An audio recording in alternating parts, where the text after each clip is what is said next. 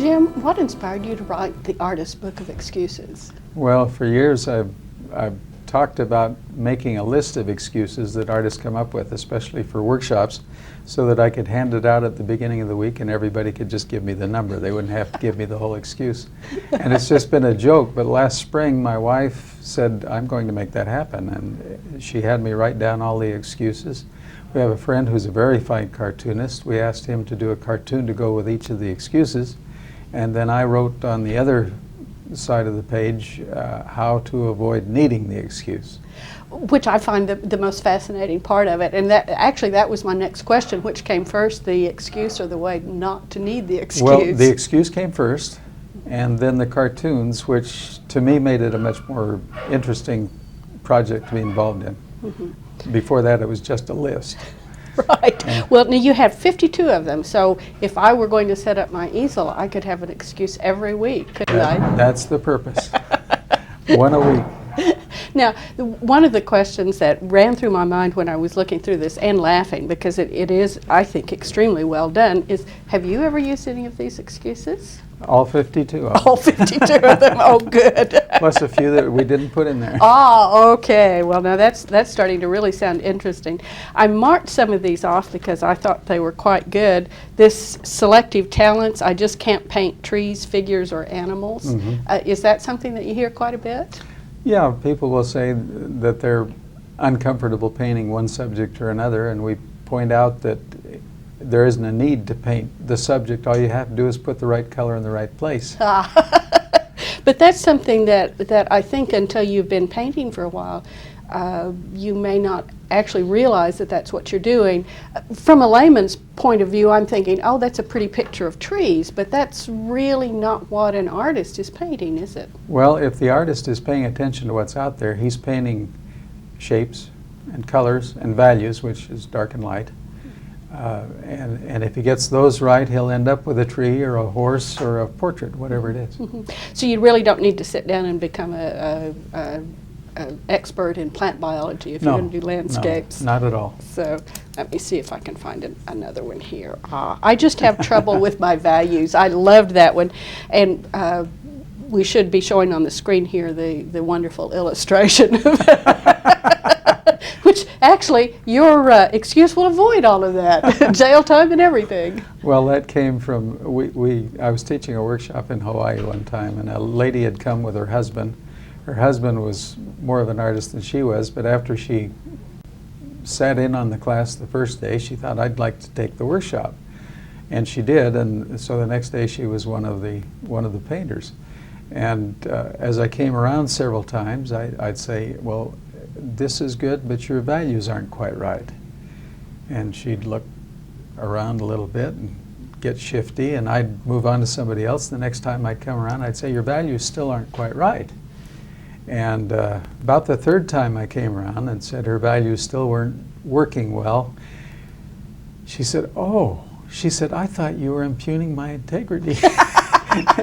And she said, my parents brought me up well. I try to be a good girl.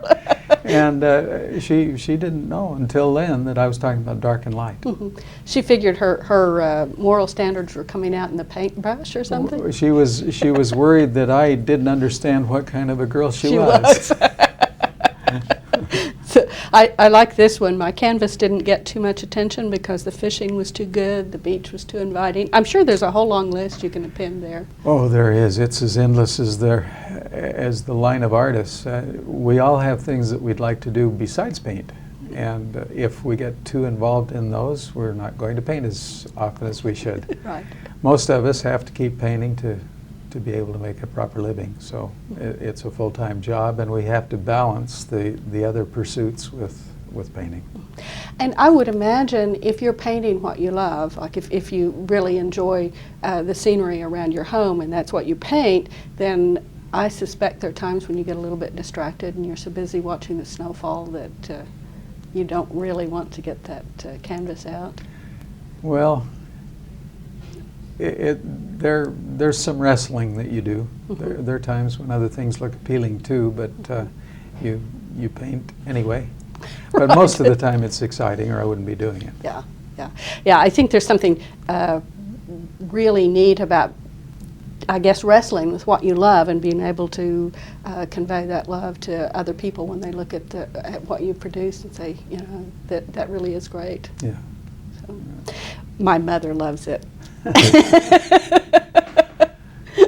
We own an art gallery, so we hear comments from people that we wouldn't otherwise hear. And people will come and they'll look around and say, "Oh, my grandma does better work than this, and she doesn't charge anything for it." Right. So we hear things like that, and it's wonderful that Mother loves it. That's Mother's job. That's grandmother's job. But if a person wants to make a living as an artist, he may have to please more than mother and grandmother. Yeah, there are people that are actually going to pay for it. You're not going to charge mom or grandma for your paintings. Oh, you might. Well, okay, I'll have to remember that one. That's the way the photo looked. I think this is my favorite excuse of all. Really? That's the way the photo looked. Well, photos are incomplete. They don't have totally proper information. They give you an approximation, and in combination with a smaller painting or memory, they can be very helpful. They're very good for composition if you composed it right when you took the photograph. But they're not as good for color and value, because those things sometimes get lost in photographs. And I think also the emotion of the moment may not necessarily be conveyed in the photograph. So, Oh, yeah. to me, a lot of times a photograph, it can be very pretty, but unless you are an extraordinary photographer, the emotion is not there. And that, I think, is part of what an artist is doing, is conveying that emotion. Yeah, there's always a fight that goes on between what you see and what you feel, and what you're able to portray, and all of those things kind of come together in the final painting. So, well, I found this a very enjoyable book. I'm not a painter, never aspired to be. I think I took one semester of art in high school and decided it was not for me.